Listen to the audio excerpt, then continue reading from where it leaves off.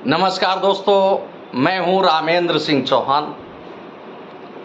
आप डूब जाएं, मर जाएं, बर्बाद हो जाएं, आप सीएम को ट्वीट करें, पीएम को ट्वीट करें, लेकिन कोई सुनने वाला नहीं है।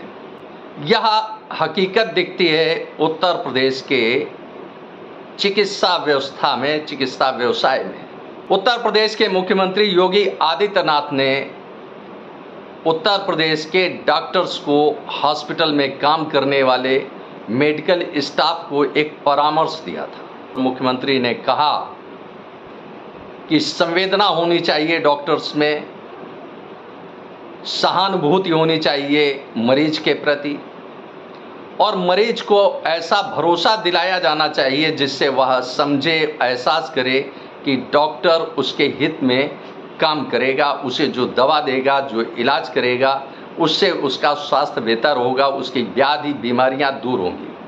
अभी इस संदेश को, इस परामर्श को कुछ पल ही गुजरे होंगे, कुछ समय ही गुजरा होगा कि यूपी में 2 जिलों में बड़ी घटनाएं हो गई। मौत के सौदागर हो गए हैं उत्तर प्रदेश के निजी अस्पताल। जी हाँ, हकीकत तो कुछ ऐसी ही दिखती है उत्तर प्रदेश के निजी अस्पतालों का हाल देखकर।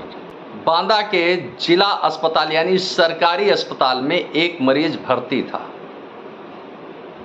डॉक्टर्स ने परामर्श दिया, उसे सलाह दी कि उसका इलाज निजी अस्पताल में, उसका ऑपरेशन होना था यानी सर्जरी होनी थी। डॉक्टर्स ने यह परामर्श दिया कि निजी अस्पताल में वह उसका ऑपरेशन कर देगा, उसका इलाज करेगा, जो सरकारी अस्पताल की अपेक्षा बहुत बेहतर होगा। इसके लिए 40,000 रुपए की मांग की गई। मरता क्या न करता, मरीज ने, उसके परिजनों ने 40,000 रुपए का भुगतान किया। इसके बाद डॉक्टर ने पास के ही एक निजी अल्ट्रासाउंड सेंटर पर उसको ले गए और वहां उसका ऑपरेशन कर दिया। ऑपरेशन के बाद उसे अस्पताल लाया गया। मरीज की हालत बिगड़ने लगी और मरीज की मौत हो गई। मरीज की मौत होने के बाद डॉक्टर तो फरार हो गए, अस्पताल छोड़कर भाग गए। परिजनों ने जब हंगामा किया, 4 दिन बाद एफआईआर दर्ज की गई। इसी तरह कोड़ा जहानाबाद के निवासी एक व्यक्ति ने अपनी पत्नी को इलाज के लिए कानपुर के दामोदर नगर स्थित एक निजी अस्पताल में अपनी पत्नी को भर्ती कराया। पत्नी के पेट में दर्द था, जैसा कि खबरों में सामने आया। निजी हॉस्पिटल ने परिजनों से कहा कि 1.5 लाख रुपए लगेंगे, बाहर से बड़े डॉक्टर को बुलाना पड़ेगा। मरता न क्या करता, परिजनों ने 1,30,000 रुपए जमा कराए। बड़ा डॉक्टर तो कोई नहीं आया, अलबत्ता मरीज की मौत हो गई। मरीज की मौत हो गई तो डॉक्टर दंपत्ति हॉस्पिटल से यानी अपने अस्पताल से फरार हो गए, भाग गए। जब मरीज के परिजनों ने, यानी जो मृतक थी उसके पति ने, जब मेडिकल स्टाफ से पूछा और जब वहाँ अपने बेड पर देखने गए तो पत्नी उसकी बेहोशी की हालत में, मतलब शून्य अवस्था में दिखाई दी। उसने मेडिकल स्टाफ से पूछा तो मेडिकल स्टाफ ने बताया कि उसकी मौत हो गई। डॉक्टर दंपति के खिलाफ एफआईआर दर्ज कर ली गई। यह तो हाल है उत्तर प्रदेश के चिकित्सा व्यवसाय का, हॉस्पिटल्स का।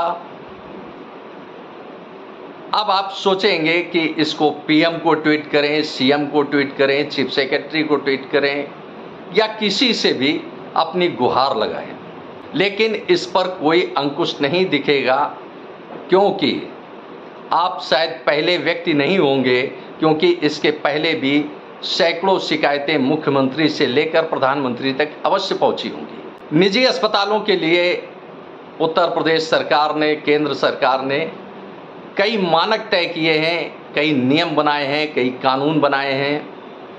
आमतौर पर देखें तो हर अस्पताल के लिए, निजी अस्पताल के लिए आवश्यक है कि वह कम से कम 2500 यानी 2500 वर्ग मीटर के दायरे में अस्पताल हो, या अस्पताल का क्षेत्रफल 2500 वर्ग मीटर होना चाहिए।